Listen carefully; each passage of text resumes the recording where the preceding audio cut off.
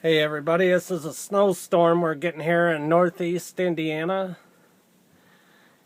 It's horrible out right now. It's like 14 inches of snow. I don't know if you can see it there or not very well, but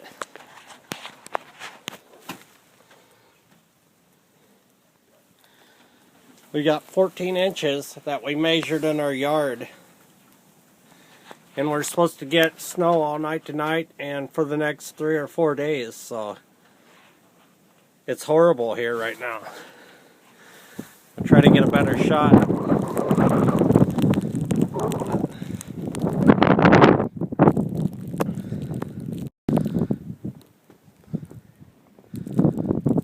But it's snowing pretty good yet here, so I don't think work's going to get me in tomorrow.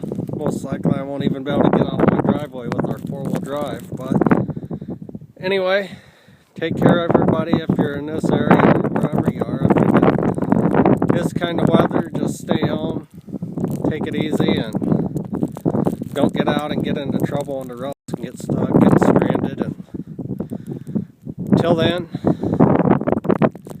have a great day everybody, and I'll post some more videos here later of it. Talk to you later, bye.